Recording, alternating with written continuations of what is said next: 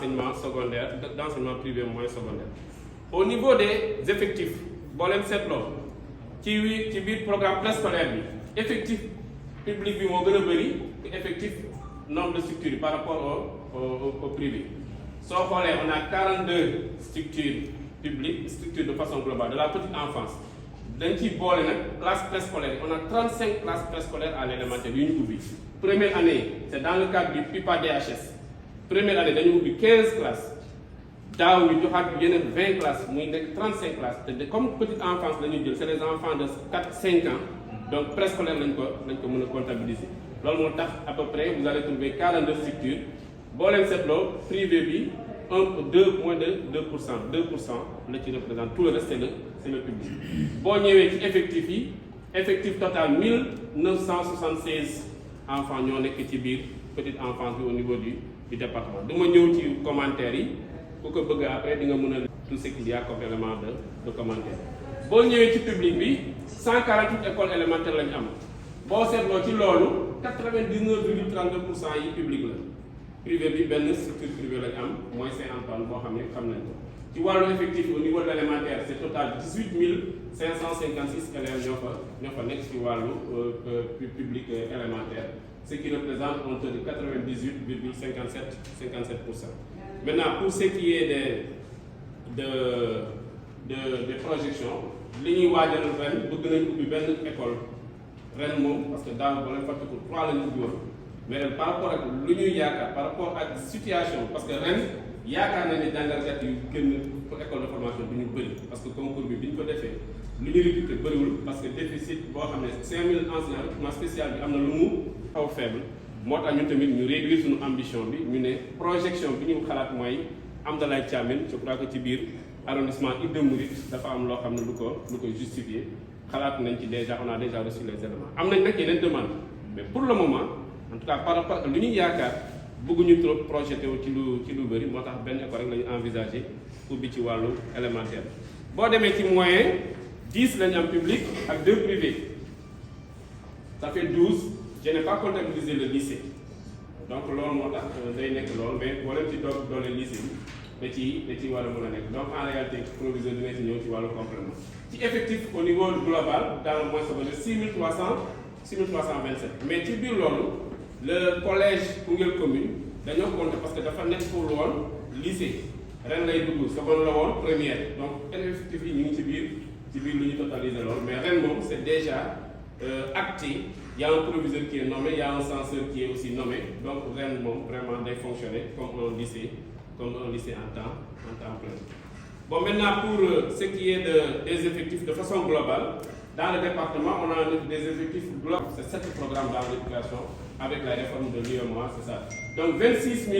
859 élèves yoo xam ne dañ ko ci jël ci wàllu effectif donc dénomination numérique bi le plus souvent nag fii jigéen ñi ñooy xaw a dominer tuuti mais bon maintenant loolu peut-être li ñu yaakaar mooy impact sensibilisation yi ñu def yi moom moo ko waral enseignement technique et formation professionnelle je crois que ren aussi c'est leneen la mës a dugg ci suñu wàllu rapport parce que dafa am loo xam ne dafa nekkoon fi mais c'était pas opérationnel pas fonctionnel boo leen seetloo rapport u daaw bi on avait demandé perspective c'était la fonctionnalité du centre de formation ren nag yàlla may nañu commencé nañu avec un effectif inscrit c'était 57 élèves ñoo inscrit woon bon les admissions à l'issue des examens les compositions avant 37 yoo ci jàll ça représente un taux de 72%. Maintenant on a eu des cas d'abandon seetlu nañu loolu dafa am ñu bëri 13 abandons su ma juumul y a eu des abandons lu ko justifier ne quelque part dañuy wax ne dafa am parents yoo xam dañoo ñëwoon inscrire seen doom mais doom yi bi ñu ñëwee bi ñu gisee kii bi peut-être doyul leen xëy na ils se sont retirés peut-être que c'est un peu renforcement sensibilisation bi dina gën a mën a permettre souvent buy dem mu war a choisir mais beneen aspect dafa am beneen filière boo xam ne ça a été inscrit nañu mais après y avait pas jumtuwaay yu waroon permettre ba xale yi war a mën a jàng mujjeewu la donc loolu moo tax après ñu daal di mujjee ba donc enseignement technique bi aussi loolu moo ci donc commentaire yi ñu noté table banc c'est pas des table banc comme table banc yu ordinaire c'est des table banc adaptés à l'enseignement technique wax nañ ko pour les matières techniques et industrielles bon il y a aussi formateurs yi ak équipement bi manqué na aussi ligne téléphonique ak internet yooyu ñooy jafe-jafe yoo xam ne dañ ci war a génn. toujours ci suñu wàllu gestion y a l'EBJA, c'est-à-dire que l'éducation de base pour les jeunes et adultes yoo xam ne ils n'ont pas pu faire l'école ñoom aussi dañuy dugg ci surtout en ce qu'on appelle les classes d'alphabétisation fonctionnelle. Bon, maintenant on doit avoir en principe l'année dernière en cours d'année on devait avoir 10 classes appel d'offres bi lancé nañ ko jusqu'à ce qu'il y a eu des communes qui ont été retenues. Si j'ai bonne mémoire, c'est la commune de Gent Pathé et la commune de Idde su ma juumul, mais depuis lors évolution amagul, donc on ne peut pas positionner des effectifs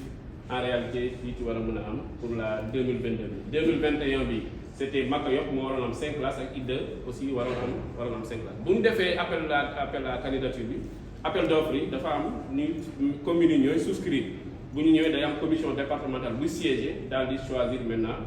ci offre yi dafa am des études yoo xam ne dafa am grille d'analyse pour analyser dina am ñoo xam ne dañ ciy génn donc du ci ñun rek am na service technique yoo xam ne dañ ciy bokk bu ñuy def analyse offre yi.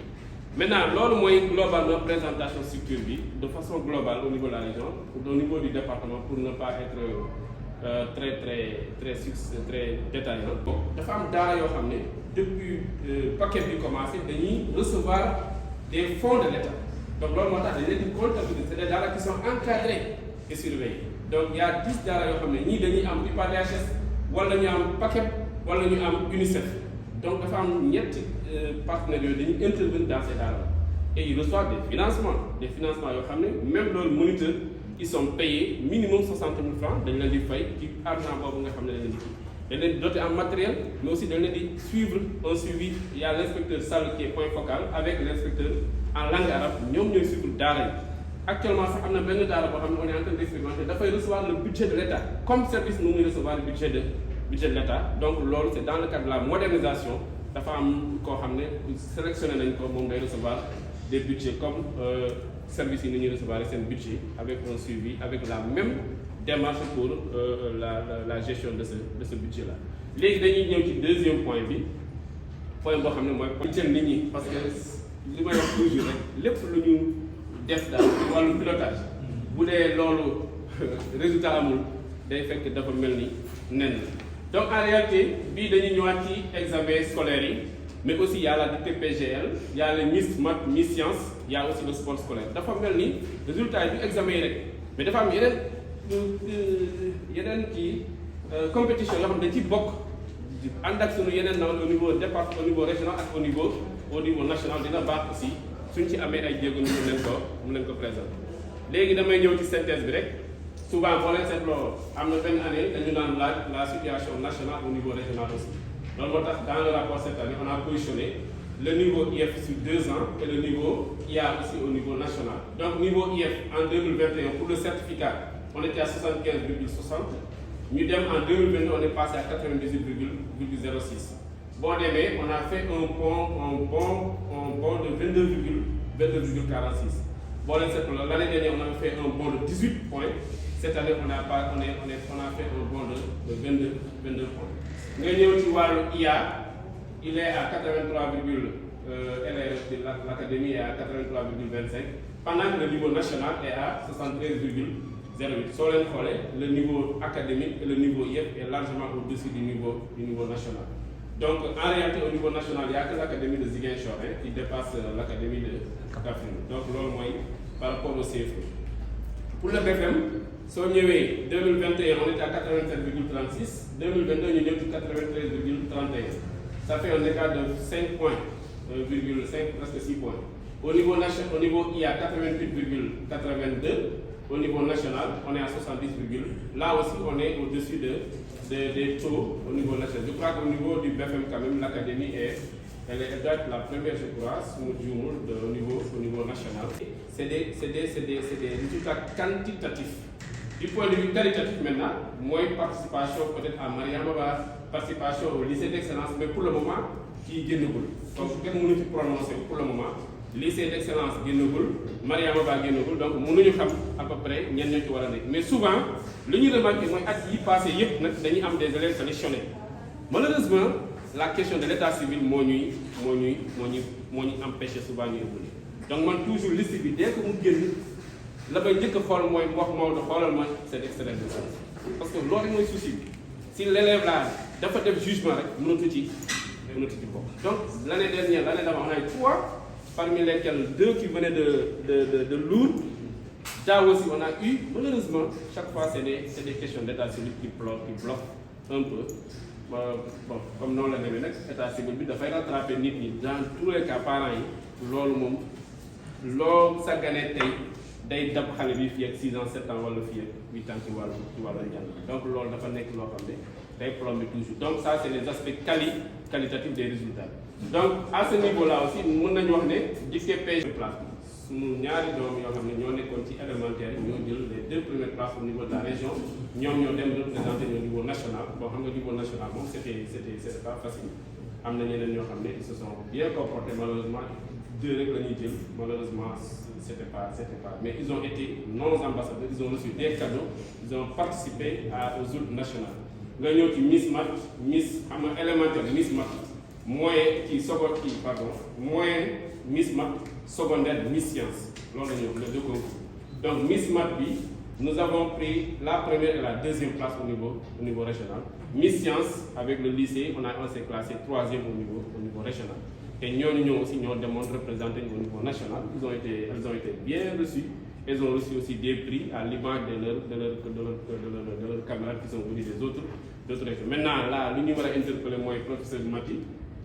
et professeur scientifique pour que nous puissions voir un dispositif que nous allons mettre en place. En tout cas, nous déjà réflexion qui commence à nous cette année, on verra comment davantage encadrer ces filles-là. Parce que bëgg nañu quand même ñu gën a performance yi gën a yokk mais loolu souvent da ngay wax ne dañ encadré mais xam nga discipline scientifique yi souvent encadrement dafay laaj moyen donc loolu nag c'est un champ wala benn kii boo xam ne war nañ ci mën a xalaat xool surtout les collectivités territoriales nan la ñu mën a dimbale pour encadrer xale yooyu ñu mën a bokk ci d'excellence. Donc loolu mooy vraiment globalement la situation. Maintenant au niveau des sports scolaires il y a que le département de Koungheul boo leen seetloo IA bi ñu ko nommé au mois d'avril, février, mars, avril, sa première sortie Koungheul la ko réservé. Et c'est parce qu'on avait organisé le sport scolaire. On avait fait le sport scolaire de façon, sur toute la ligne, on avait organisé. Et la finale départementale, il s'est déplacé, c'était sa première sortie au niveau. Et ça a fait vraiment, ça a été un grand honneur. Et M. le préfet était présent, l'adjoint qui était présent. Et ça a été un grand honneur pour nous parce que dans toute la région de Kaffrine, c'est le seul département qui avait organisé. Ce qui a valu que lorsque les phases nationales seront programmées, c'est le département de Koungheul qui va représenter la région. Même aussi une formation a eu au niveau national, au niveau de la région, c'est les pour aller représenter la région. Pour dire que quelque part vraiment ça a été bien. On a organisé aussi les Jeux Kheltou avec les génies en nous avons été aussi le seul département qui a eu à le faire. Et c'est ça que, tout M. le préfet disait, c'est grâce à l'engagement des enseignants, mais aussi l'engagement de tous les acteurs autour de l'éducation. Sans cela, on n'aurait pas pu réaliser cela. Donc c'est l'occasion aussi, en pareille situation, de remercier franchement tous les acteurs qui se sont mobilisés. Parce que l'année dernière, ça a été une année très très déterminante. C'était une année perturbée. Mais malgré tout, les gens sont restés soudés, les gens sont restés unis et les gens ont tiré sur la même direction. C'est ce qui nous a valu, quel que soit le dispositif qu'on mettra en place, si les enseignants ne suivent pas, si la communauté ne suit pas, si les parents ne suivent pas, on ne peut pas s'en sortir. Vous voyez, M. le Préfet, l'année dernière, avant la rentrée, toutes les collectivités avaient presque mis en place les fournitures scolaires. Ça, c'est important, parce que c'est un élément aussi qui détermine la suite. Si les gens sont mis dans les conditions, il y a des engagements qui ont été pris sur la préparation des structures, sur une mobilisation autour du secteur. Si tout le monde vraiment s'y met, je crois qu'on peut avoir quand même espérer avoir des. Parce que, comme on le dit, quand tout le monde tire vers la même direction, dans le bon sens, on peut arriver à des résultats. Donc à ce niveau-là, c'est à l'honneur de tout le monde, parce qu'aujourd'hui, quel que soit le lieu où nous serons, nous n'allons pas baisser la tête par rapport à ce que nous avons eu à réaliser durant l'année scolaire 2021-2022. Et je me rappelle, la directrice de l'enseignement élémentaire était de passage ici, à l'inspection. En ce moment, on était à presque 3 mois de l'examen. Qu'est-ce que nous disait l'inspecteur? Après avoir visité, échangé avec les collègues, inspecteurs, l'année dernière, vous avez fait de bons résultats. Cette année, il ne faut pas faire moins que ce que vous avez fait l'année dernière. Et Dieu nous a aidés et nous avons fait des résultats encore qui ont été à la hauteur. et cela que ça soit à l'élémentaire au moyen mais de façon globale parce que ce sont les structures qui doivent accueillir ñoo war a recevoir xale yi donc il faudra que ñu waajal école yi ak établissement yi pour que ñu mën a recevoir xale yi ci biir commune yi entrée commune toujours lañ def boo seetloo commune Koungheul El Hadj Alioune Diop EFA Ngagne Ba ak centre de formation bi ñoo am ay jafe-jafe en tout cas ci lu ñu recensé par rapport à la situation que nous avons eu à faire EFA Alioune Diop am na benn classe boo xam ne ànd ak ko mairie Koungheul je crois que liggéey bi commencé na foofu mais jeexagul on est à quelques jours am na toiture boo xam ne dafa dem jeexagul donc yaakaar naa loolu nag dañ ko war a accélérer parce que gis naa même tey bi ma ko mais gis naa commencé nañ teg charpente bi donc loolu moom dafa wax na ça montre que ñu ngi ci biir. donc aussi di saluer aussi vraiment promptitude avec laquelle ils ont réagi pour refaire le mur de clôture bu Mame Mactar Penn si parce que mur bi dafa daanoon ci vacances mais balaa sax muy am un mois ils ont vraiment refait le mur. maintenant Ngagne Ba ñaari jafe-jafe la am toujours dafa am ay toiture yoo xam ne dañoo dem donc foofu tamit madame le maire je crois que comme yaa fi nekk ngeen bàyyi ci xel bu baax mais Ngagne Ba problème am mooy mur de clôture chaque année dañ koy woy lañ ko def mur de clôture donc EFA Ngagne Ba franchement je crois que jot na pour que ñu war a mën a am benn mur de clôture boo xam ne day sécuriser espace bi boo leen seetlu am na benn kër sax boo xam ne en réalité dafa nekk ci biir kii bi léeg-léeg sax seen besoin yi dañuy dem ci toilette école donc ça c'est un kii te EFA Ngagne Ba foofu la nekk nga jaar cette sécurité élève day posé wu et souvent les classes sont dévalisées aussi maintenant dafa am benn jafe-jafe boo xam ne pluie am na diggante ñaari école yi préfet foofu moom image yi sax jëloon naa ko sama kii bi moo kiiwul mais boo seetloo ci buntu école Mame Mactar Penn si presque accès bi c'est impossible actuellement nga dem ci El Hadj Alioune Diop aussi bu tawee foofu moom kii bi day nekk ba ci biir cour école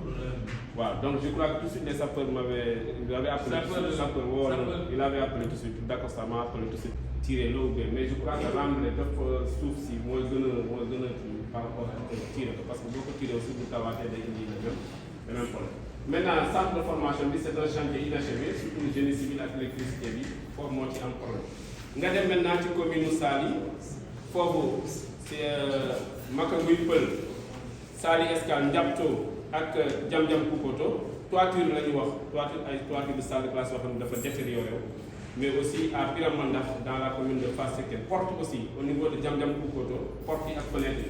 il paraît que dañu ko démonté xamuñu kan moo ko yóbbu donc loolu moom situation boobu lañ ci am par rapport à ça léegi nga dem ci classe moo fa dañ Idda Mouride Kimintan Camara je crois que le directeur est même ici El Hadj Kimintan Camara Idda Gadiaga Sare Sadio Pinu Nango ak Touba Fana n'est-ce pas foofu aussi ay toitures de salle de classe ñoo ko yàqu donc on devait avoir les écoles inondées les écoles occupées ou les écoles où il y a des toitures détériorées de façon globale école inondée amuñu ko même si di ngeen gis ci biir kii bi erreur la c'est pas à Gent Pathé Ndiaye c'est pas inondé mais c'est toiture yi ñoo donc ci biir saisie bi xam naa moo ko indi ñu ngeen ko corriger après pour les besoins du rapport donc c'est à ce niveau là donc nga dem ci commune Saly Escale Lour Escale pardon beneen ba bu la ak Lour ci boppam dafa am ay salle nga xam ne classe yoo xam ne toiture yi dañoo dem Maka yëpp Ndaaru Diamène la ñu signalé 2 salles de classe dafa am toiture yu fa dem à Missirah Fass Ndiaye la toiture aussi salle de classe Gent Pathé aussi c'est la même chose c'est à Gent même et à Medina Ndiaye donc foofu la de inondé c'est toiture yoo xam ne donc lii mooy vraiment par rapport au CM il n'y a pas de signalisation on a fait le tour avec les chefs d'établissement mais am na benn école boo xam ne dafa am jafe-jafe ci wàllu boobu moo tax vous n'avez pas voir mais élémentaire yi foofu la jafe-jafe ci wàllu toiture yi moo ci gën a bëri inondé amul école occupée aussi amul par rapport ak situation bi ñu am à travers nos réseaux les CODEC et les autres qui sont à ce niveau-là donc globalement c'est des toitures à réhabiliter à refaire maintenant loolu yëpp nag mooy jafe-jafe yi yoo xam ne ñoo gën a tar parce que école yi ñooy accueillir xale yi donc loolu nag dafa laaj ñu waajal école yi waajal leen aussi c'est pas seulement di defar toiture yi ci la bokk parce que salle de classe yi ci la ñu war a def mais aussi am na yeneen mbir yoo xam ne dafay ñëw dinañ ci ñëw léegi par rapport aux conditions je crois que ci la ñu yaakaar communication dafa am je crois que déjà lii nii c'est un premier moment de communication bi ñu fi jógee du ñàkk c'est sûr que dinañ def ay CRD parce que traditionnellement Koungheul moom ñun dañ koy def am na xam ne dañu boo defee CRD mais mën na ma ne dafa am solo à la base nga wàcc waxtaan ak nit ñi te ñun vraiment avec les autres am nañu ci benn jafe-jafe te xam naa ne balaa ñu fi jógee ku nekk dina ci ñëw par rapport ak moment boo xam ne da koy tànn buñ ci jógee aussi émission radiophonique je crois que la rajo est là sànq wax naa ko dinañ dem communiquer autour de la rentrée parce que il faut que ñëpp xam ne jublu nañ ci waajtaay bi école bi donc bu ñëpp jublu ku nekk dina xool li ko war mu daal di ko jéem a def donc je crois que lii localisation yi wax nañ ko autorité administrative je crois que loolu vraiment préfet mu ngi le 20 septembre maintenant CRD yi on a pensé que période 23 au 28 je crois diggante boobu ñu mën a xool vraiment ban moment lañ ci jël pour mën a def des CRD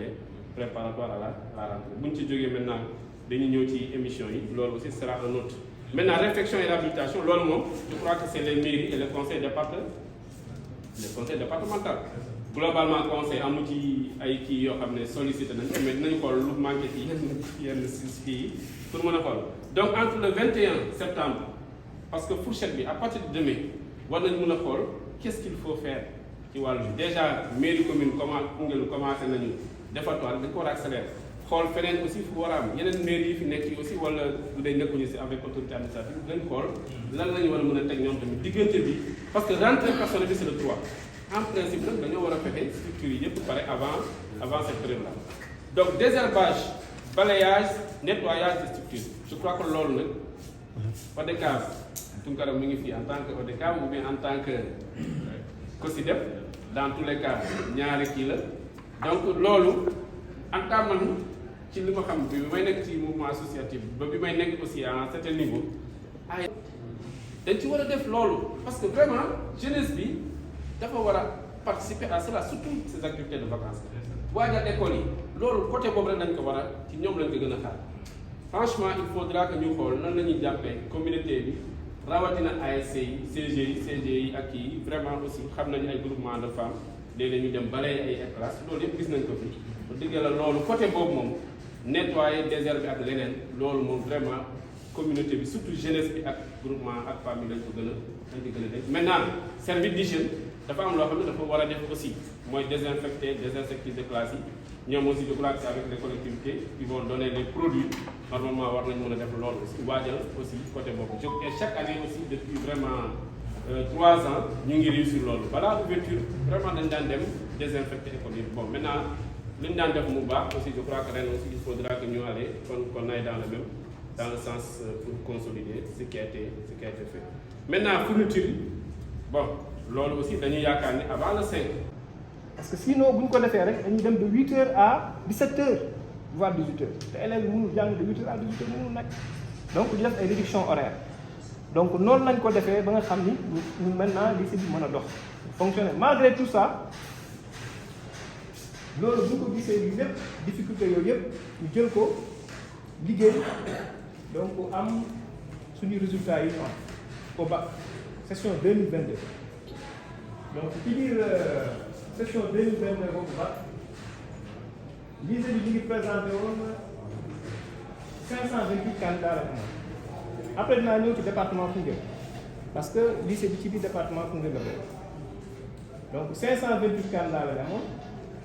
donc ñu am 348 admis moo ñu jox un pourcentage de 65,91%. ñu am lu ñuy wax 42 mentions 38 à bien ak 4 bien boo ko boolee mu 42 mentions ci difficulté yooyu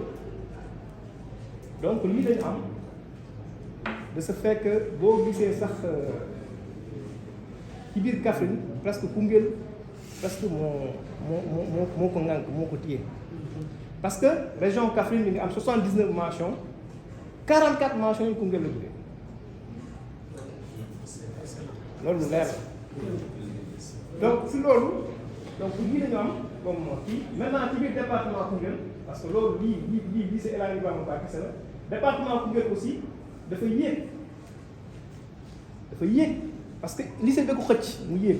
parce que daaw ñu woon autour de 40%. ren ñu ngi 51,83%.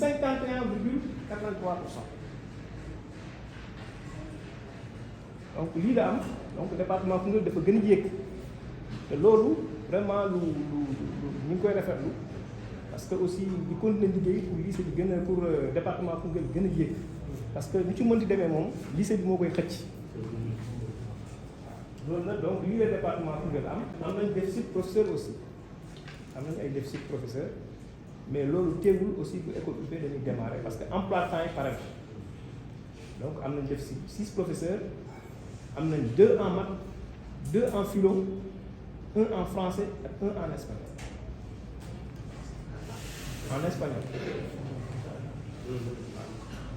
donc départ yooyu déficit yooyu lañu am 6 professeurs rek lañu am ci déficit loolu bu ñu ko amee moom danañu gën a vraiment dimbali ci loolu ak déficit sans table banc mais yu wàllu table banc démb en tout cas lañ def réunion ak LIA à Kaffrine wax nañu ne table banc yi moom incha allah moom jot na table banc une dotation lu bari mu ne incha allah dinañ jox ay table banc daf ñu waxoon sax ne ñu waaw voilà il a parlé avec les IEF parce que ñun dañu ko woon ah man ci sama wàllu bopp yow waxal ak IEF rek ñun boo wax ak IEF rek ñun après ñun IEF danañu kii quoi ñun on est derrière l'IEF xaw ma nag après lu muy ban décision lay jël voilà dañ daan woo ñu ñëw di bay pour bi mais léegi dañuy wax lu ñuy def pompage herbicide je pense defoon nañ pompage bi au mois de juillet parce que bu ñu defee pompage bi seetlu nañ at yi yëpp bu ñu defee pompage bi en 2 phases bu école ubbee rek cours bi day leer nañ ak terrain bi daf ñuy arrangé donc dañu mën a jàng ubbi def ubbi tey jàng tey je pense defoon nañ première phase de pompage au mois de juillet actuellement deuxième phase de pompage bi tey lañ koy def waaw je pense que bàyyi naa ko muy pomper parce que su pomper rek fii ak fin du mois lépp day dee ñu ramasser ko sax teg na mooy gën a gaaw bañ fuuf